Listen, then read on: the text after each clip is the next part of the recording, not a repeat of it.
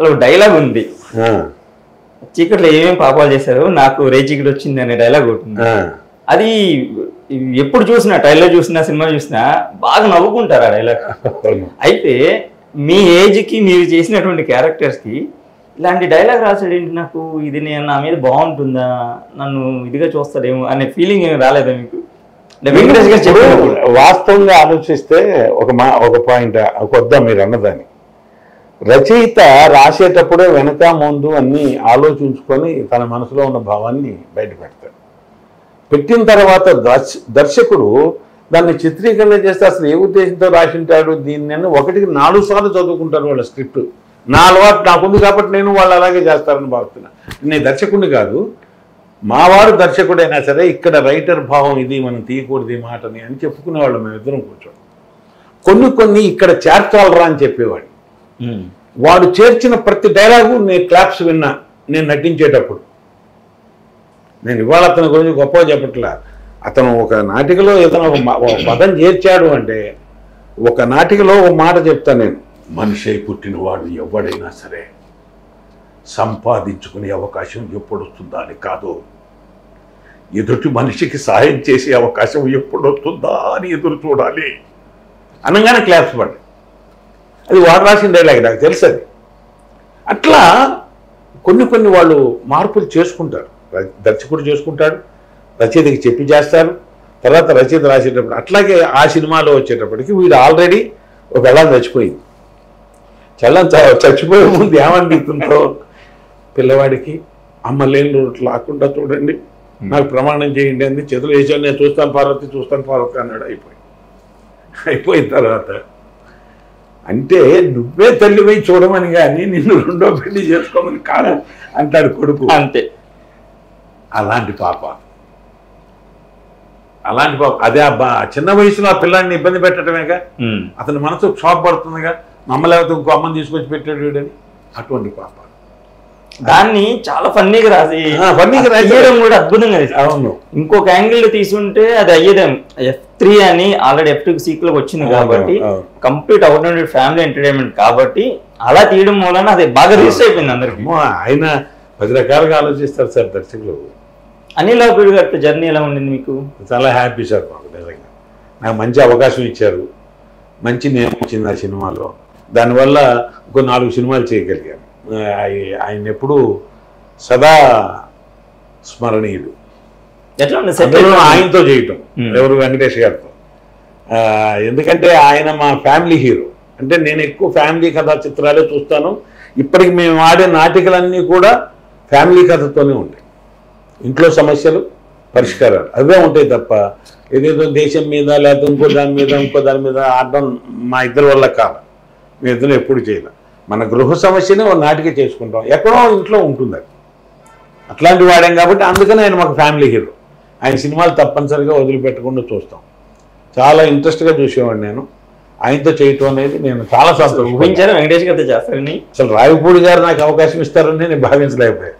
అటువంటిది ఆయన పాపం పిలిపించి కూర్చోబెట్టి చెప్పి ఇచ్చి, ఇట్లా మా అబ్బాయి కూడా ఆర్టిస్ట్ అండి అంటే వాడికి కూడా వేషం ఇచ్చారు. అది నాకు మర్చిపోలేని అనుభూతి. వరుణ్ తేజ్ ఎట్లా ఉంది సార్? అంటే ఇంకొకరికి వాస్తవంగా సన్నివేశం లేదు సార్కి నాకు. వాళ్ళ నాన్నగారు నాకు మంచి శ్రేయోభిలాషి. నన్ను పైకి తీసుకొచ్చిన వాళ్ళలో నాగబాబు గారు ఒకరు. ఎందుకంటే ఆయన సీరియల్లో నాకు వేషం ఇచ్చారు, సీతామహాలక్ష్మి సీరియల్ ఇచ్చి ప్రోత్సహించి బాగా దగ్గరుండి చేయించారు చాలా సన్నివేశాలు. అయితే బాబుతో నాకు పరిచయం తక్కువ, ఆ సార్తో మంచి రుణానుబంధం. ఈ సినిమా చూసిన తర్వాత ఆయన ఏమన్నారు? ఆయన వాళ్ళు నేనంత క్లోజ్గా వెళ్ళలేను సార్. పిల్లలు పెద్ద వాళ్ళు. మనం వెళ్ళి సార్ సినిమా చూసారా ఎట్టుంది, నా క్యారెక్టర్ ఎట్టుంది అని అడిగే స్థాయి లేదు నాకు. కానీ ఎక్కడైనా కనిపిస్తే మాత్రం ఆగుతాను, నమస్కారం చేస్తాను. ఆయన పలకరిస్తారు చక్కగా, బాగున్నారా రమణ గారు అంతే. కృష్ణవంశీ గారిది రంగస్థలం సినిమానా మీరు మిస్ అయింది? తర్వాత కృష్ణవంశీ గారితో ఇంకో సినిమా చేయాల్సి ఉండి కూడా అది రంగస్థలం అంటే అడుగు. ఇక్కడ ఏమైందంటే మనకి మేనేజర్ ఉన్నాడు అని తెలిసినప్పుడు మేనేజర్తో మాట్లాడతారు సార్. ఒక మాట మనకి చెప్పకపోవచ్చు, తెలిసిన మనం డేట్ లేకపోతే ఏం చేయలేం. ఇప్పుడు ఆల్రెడీ వాళ్ళు పాపం డేట్లు ఇచ్చేసి ఉంటారు, మరి మీరు అడ్జస్ట్ చేయలేని పరిస్థితి ఉండొచ్చు. అట్లా కొన్ని సినిమాలు మిస్ అయ్యాయి నాకు, పెద్ద సినిమాలు, చిరంజీవి గారి సినిమాలు కానీ ఏదైనా మిస్ అయ్యింది.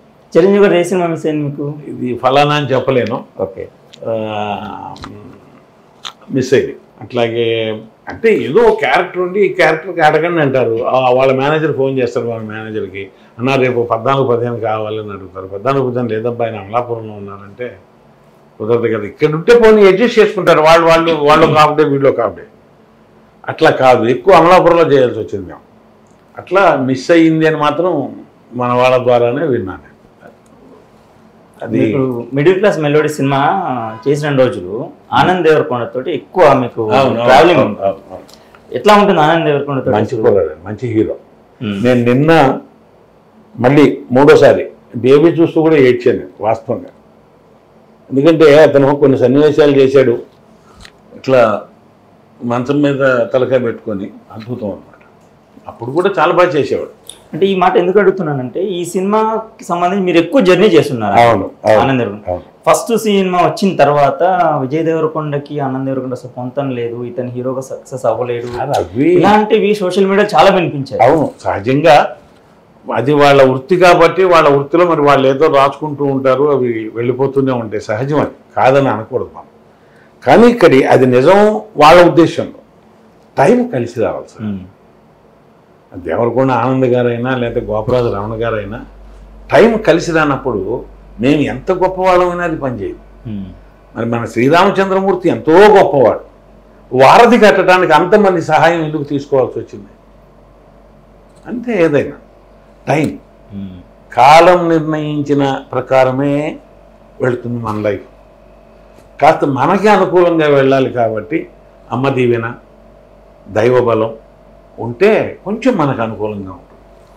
మొదటి సినిమాల కంటే కూడా బేబీ ఒకటి, ఆ తర్వాత మిడిల్ క్లాస్ మిలియన్స్ తో బాగా అద్భుతం అండి, అద్భుతంగా చేశాడు ఆయన. అందులో నోడు నాకు మిగతా వాళ్ళకి నచ్చిందా నచ్చలేదా అనేది నాకు అనవసరం. నేను ప్రేక్షకుడుగానే సినిమా చూస్తాను, నాదైనా సరే ప్రేక్షకుడుగానే సినిమా చూస్తాను. నేను నటుడుగా ఎప్పుడు ఏది చూడను, నేను ప్రేక్షకుడుగానే చూశాను.